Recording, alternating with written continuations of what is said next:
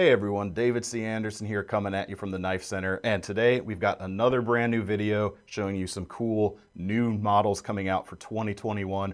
We're here with my friend Alec over at SOG. He's got some new stuff to show us today. Alec, how are you, my friend? Not bad, David. How about yourself? Doing pretty good. And again, I keep reverting to calling you guys SOG. I know you're, whether it's SOG or Studies and Observations Group, I keep reverting back, so I apologize for that. But Oh, good. it's no problem at all. We're starting to break it out a little bit, but old habits definitely die Yeah. hard. Thomas over here bugged me because I was saying it on a video, and I was like, well, we already filmed it, so fine. But hey, it's good to have you Yep. here. Me too. I mean, if it helps, we definitely still switch back and forth around here too. That's good to know. Well, you guys sent us some samples here. I think we've got some really cool stuff to take a look at. So I'm going to let you kind of take it away. What do we have to look at first? All right, so starting off, essentially spring of 2021 this year, launching now-ish, essentially. I think they're shipping now. We've got LTE versions or light versions of two of our flagship models that have actually been revamped and redesigned based on user feedback. So SOG, Studies and Observations Group, studying, observing, applying, understanding, repeating. So we've gotten feedback from users about these particular knives and decided to give them a little bit of an update. Starting with Terminus XR, something that we launched in, I think it was late 2018, early 2019, if memory serves. And it was amazing. It's a great seller. Everybody loved it, except for a couple of different things. Primarily the handle texture, the weight, sort of, and then most importantly, the pocket clip. So we've actually updated on these new LTE versions. We've got slimmer pocket clip, no more cheese grater, updated the handle texture, and then we've also got carbon fiber liners. So this knife is 30% lighter than the original Terminus XR, which makes it a little bit easier to everyday carry, especially if weight's a consideration for you. I know that it's not fun to have a brick in your pocket, so anything we can do to slim down that weight has been incredibly important to us. Yeah, it was definitely eye-opening when I picked this up. Now, is this actually a full carbon fiber liner, or is this a G10 with the carbon fiber layer on it? So the handle scale externally is the same G10 with carbon fiber over it that was on the Terminus XR Hmm. standard, but the liners actually are full carbon fiber Okay. for that. So we've got that same layering on it. G10 is surprisingly lighter than carbon fiber Hmm. and still as almost as strong, which I was pretty surprised at when we watched the destructive testing and engineering. In that same vein, the Kiku XR had a similar overhaul. Great knife, nice burly folder, but again with full steel liners. It's got a bit of a weight in your pocket, especially for a knife that we've designed for the outdoor backpacking crowd. Weight, ounces add up, pounds are pain. It's definitely something that's a Yeah. huge consideration, and that was the main point of feedback that we got for these guys. That, and if you put it down in the dark with the two colors that we had initially, it's a little hard to find again. So we've got Kiku XR LTE with the orange G10 handle scales, carbon fiber liners, G10 spacers, and then we also still have the Kiku XR LTE because it has to come in black with the black micarta still. Black micarta, and this one is the orange G10 I've got here. Yeah, Yep. I'm really digging this transformation on both of these models, especially the Kiku XR LTE. With that lower weight here, it still feels like a pretty kind of beefy knife. You know, it's got a Mhm. full handhold. You got that really broad XHP blade, and it's right at that 3-inch mark essentially. So if you need that, but you still want a lot of capability, check this guy out because it's a strong contender for sure. Exactly. I mean, that's what we made it for, but trimming down that weight was the key consideration for the LTE version, hence it being LTE or light. For that carbon fiber is beautiful at that. Yeah. And you get a little bit of that shimmer. It's funny, like you and I are probably so used to seeing, just like everyone else out there, seeing those steel liners in there. And, Mhm. these are black, but you get that shimmer, that reflection from the carbon fiber as you move it around, peeking out from the inside, which is just a little something different and something that makes you go, yeah, Yeah, it's just that little touch of pizzazz that elevates the knife a little bit yeah. more. And yeah, that the Terminus especially. I mean, I've always been a fan of this knife ever since you guys introduced it as well. Definitely a new solid winner. And the two blade colors essentially on this, we've got the graphite and the gold. Yes, we've got the carbon and gold, like we had on the Ultras, and then we're also going to have it with that carbon graphite, like you're holding there. Just sort of depends on how loud you want to be, Yeah. or whether or not you like gold. I mean, this is there's kind of two different takes on the quote unquote 3-inch folder. You've got the bigger, beefier guy, but if you're need to be a little more discreet, you don't need quite that much day to day. You've still got a very subtle option here with that great XR lock and all the different opening methods, and great little blade shape. Exactly, sort of more the urban EDC and then the rural or outdoor EDC. Rural, outdoor, hard work, construction, maybe. Yeah, I think there's a lot of applications for that bigger, beefier knife for sure. Yep. Very cool. A lot of fun. Thank you. Coming a little bit later on in the year, right around April, give or take, we're also actually partnering with Popsocket to bring a platform tool that integrates into the pop grip. And we'll have it in 3 different colors. So we've got it in the black and gray. We've got it in the cyan and black, and they'll have it in a moss green backing as well, just to match more with the outdoor crowd. Yeah. But the tool itself is something that's fairly new for us. So like I said, it integrates into the pop grip. So everything that you're used to with a pop socket, use it as a handle, use it as a stand, etc., still works and still applies. But we've actually got a magnetically retained flat tool that's got 5 different little tools in it. We've got a 1/4 inch and 4mm hex. We've got a bottle opener that also functions as a box cutter. So we got a nice little bit of an edge in there. Yeah, I was wondering about that. It's not super sharp there, but it does come to a point essentially. So exactly. So you can still able to get in those packages or in a place where you're not allowed to have a knife for whatever reason. And we've also got a little bitty flathead screwdriver on the back corner. Yeah, it's kind of a cool little piece. A little bit of texture from the milling here essentially, so you can hold it. A little bit jimping here on the end. Since you do have kind of that edge on there, some people are going to ask, is that something you could sharpen? What steel is this made out of? Or are you even intending it to be something that would be honed over time? We're not intending it to be something that's honed over time. The intention for this particular one was to have a tool that can do what you need to do in more of that urban style environment. So essentially where you're not allowed to have a knife, and something you can also have with you if you have to go traveling for that. So you're still able to get into the package that you need to get into when you get from A to B, but not something that's intended to be sharpened. So this is a little better to use than your keys to open something. It's almost like an in-between step between using your keys and using a knife blade. Exactly. There you go. And then the fidget factor for that. So the pop socket itself, or the pop grip, it's actually magnetically retained. You just drop the tool in there and it slots into place. And much to the delight of everybody around you, it's sort of an excellent little fidget just because it's magnetically retained and rotates. So you can just fidget endlessly. It's a great little bit of entertainment for you. Yeah, everybody loves that. Everybody loves that. Yeah, it's a pretty fun thing. Like, it's not something I would have expected from anyone to come out with something like this. So it's kind of cool to see that and see that collaboration with a company like Popsocket, of course. Are you guys looking to maybe expand the availability or the range of options on these at this point, or this is what we're working with? We've got a couple of ideas, but all I can really say at this point is stay tuned for that. We've got a few things in the works, but it's sort of with these collaborations, it takes agreement from both sides in order to have everything come to fruition smoothly and well. All right, sounds good. Those are neat, but I'm really excited. Actually, I'm excited by a lot of the stuff you guys sent me this time. But we've got some new spring firing knives I'd love to talk about next. We absolutely do. So our SOGTAC automatics have been a mainstay for the automatics that we've produced for years now. And like with the Flash Aegis and Trident last year, they were a bit overdue to get an upgrade. So we've had a lot of feedback with everybody who's carried these automatics over the years. They've been what people have been carrying. People loved how slim they were. They loved how quick they were opening.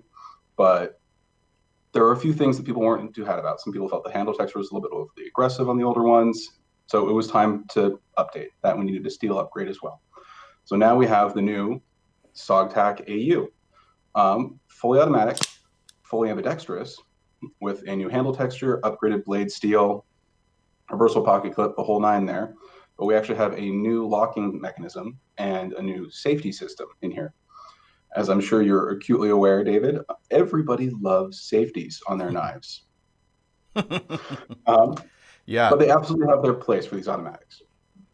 Yeah, I love, I'll let you kind of get into it, but when we opened up these samples and started playing with it, the safety you guys have managed to put in here is so intuitive.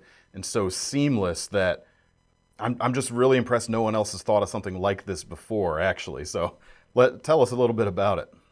So we developed this in concert with people who carry these for real and need them in their daily lives for exactly what they're designed for. So in feedback from them, we realized that having fewer body mechanics and fewer actions you have to do is better. And having one form of training is better because it's easier to do under duress. You don't have to worry about doing multiple steps. So what we developed is essentially a safety that's integrated into the opening mechanism itself. See that little red dot, and you can just click the safety or the bar forward, and now it's locked closed. But you can still just pull down and open the knife if you need to. So it's only one action. It makes it more difficult to pull down when the safety's deployed, but if you still need your knife, you can open it right away. Yeah. And then conversely, if that safety is not on, you can open it with just about a touch. It's wonderfully fast and smooth. If you want that instant access, you can absolutely carry it like that. But if you want something that's a little bit more solid and locked up in your pocket so you don't have to worry about it, we have that option as well. Yeah, I mean, it's all about muscle memory when you're preparing for things, and just one motion, no matter what position it's in. So even if people are carrying it in that back position, if it happens to get pushed forward in their pocket from something, you're not going to be left out in the cold. It's still going to open exactly the same way you expect it to when you pull it out of the pocket.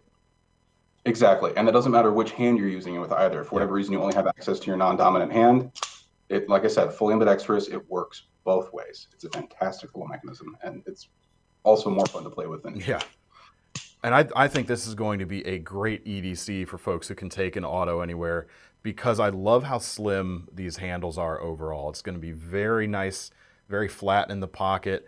The blade steel is decently thin as well with that full flat grind. It's going to be a great slicer for your everyday stuff. Absolutely. And as opposed to having a really aggressively textured knife, this is actually micro-textured aluminum.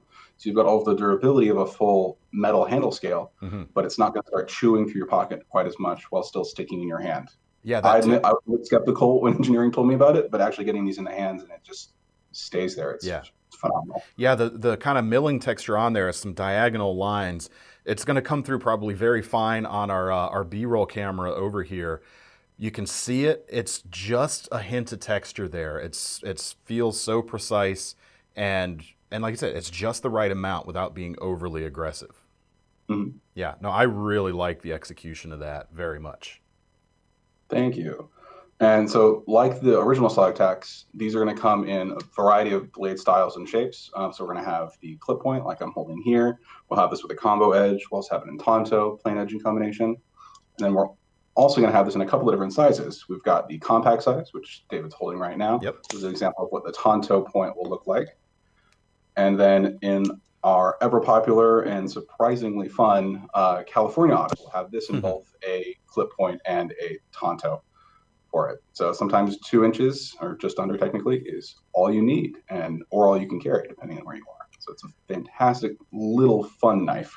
So the handle on that, I saw you holding there, it's still a pretty substantial handle there, so you still got that full grip. I don't have one of the samples here in front of me. Is that handle size the same size as the mid-sized version here, or something a little different? Okay. Yeah, no, it's the exact same handle size as the compact for it, just with a shorter blade in order to meet those regulations. But like you said, you still get a full grip on there, so it's not going anywhere. You don't have the tiny folding knife with a teeny tiny handle problem. Yeah, very nice. No, really nice execution, and I love the execution of the automatic XR locking system with that kind of two-stage action there. Two-stage action is the wrong term, but you folks saw it just a second ago. You know what I'm talking about. Yeah, just a really intuitive way, and a really kind of one of those smack your head obvious ways that it's surprising no one else has done it yet, because it works really well. Yeah, it's phenomenal. And then you still have all the strength of the XR lock built in there, like you said. It's a fantastic little knife. You want to talk about the new kid on the block? Yes, this is probably, for the folks out there, let me set the stage for the folks watching this here.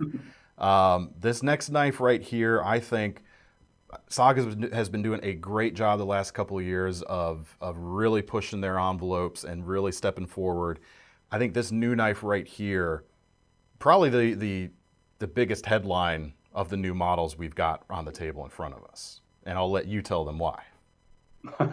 So we've been developing a lot of new technology for this new knife, and we've been asked to make one of these for years and years and years, but we didn't want to do it until we could do it correctly to a way that would satisfy us. And that's an OTF.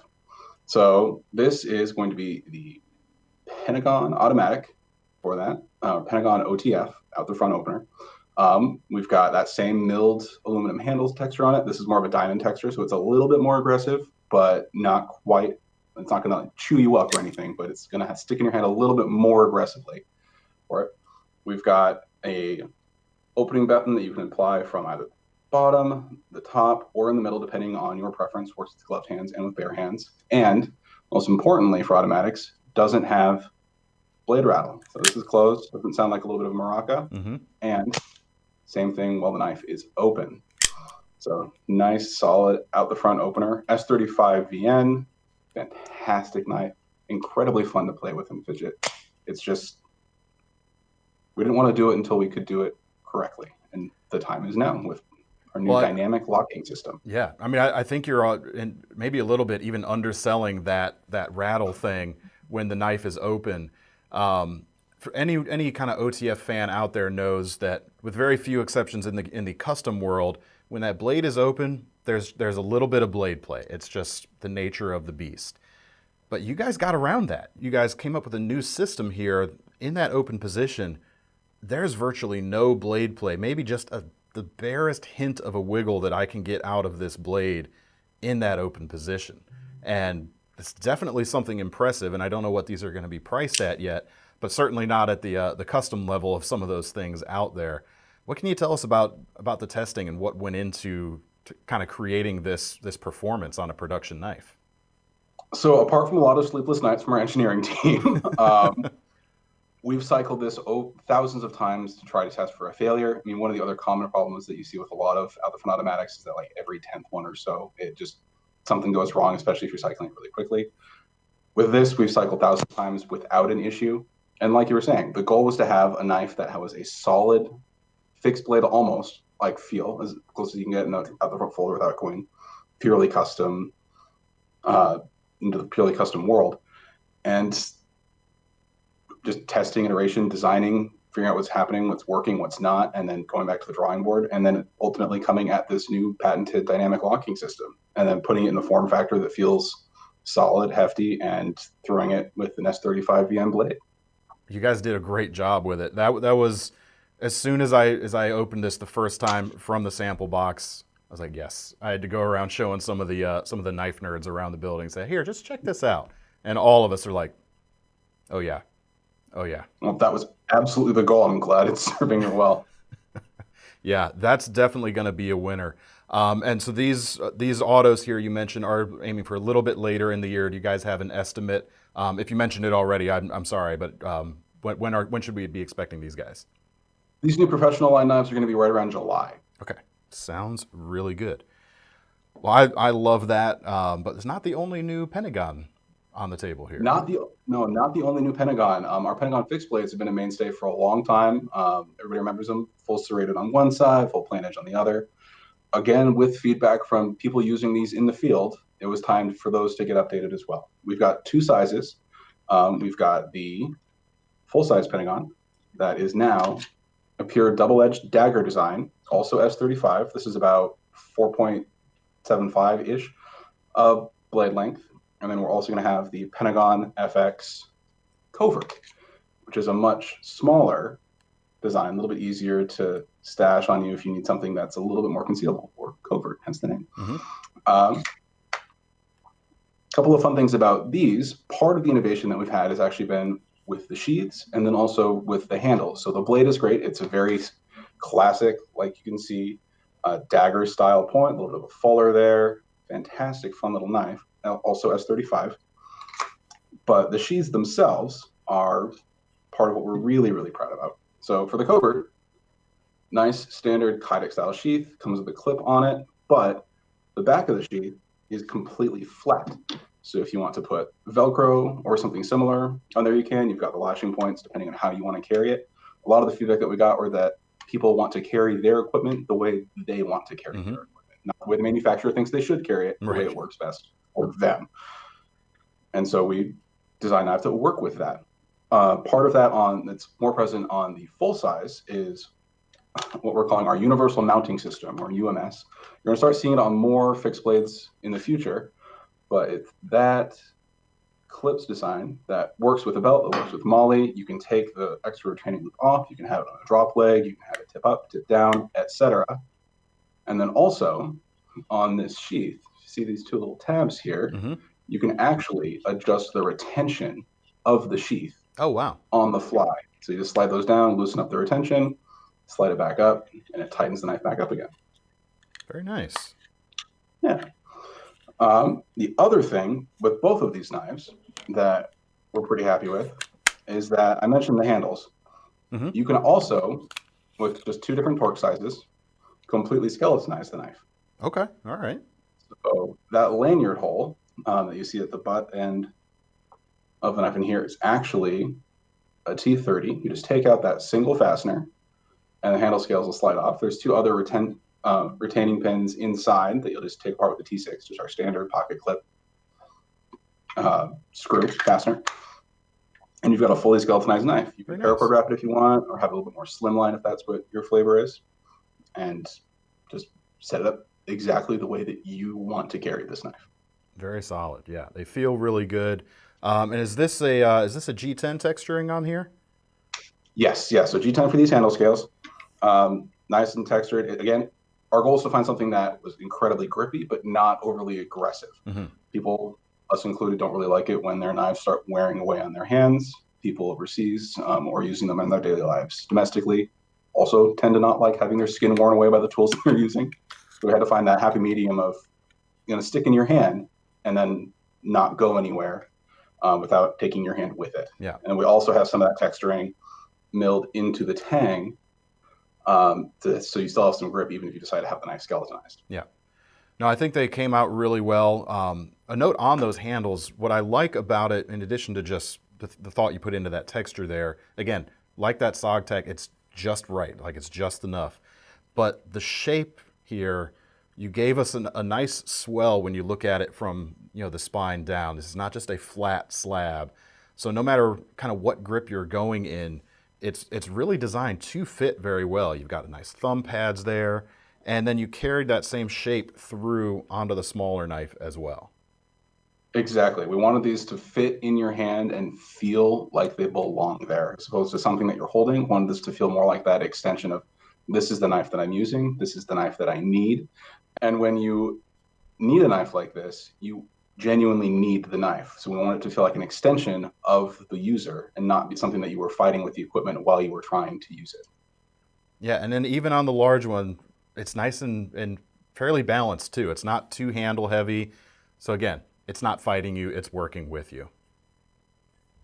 Exactly. That's it. That's it in a nutshell, I think. Well, that's all I've got in the table in front of me here. So unless you got any surprise guests over there, I think that's about it for today.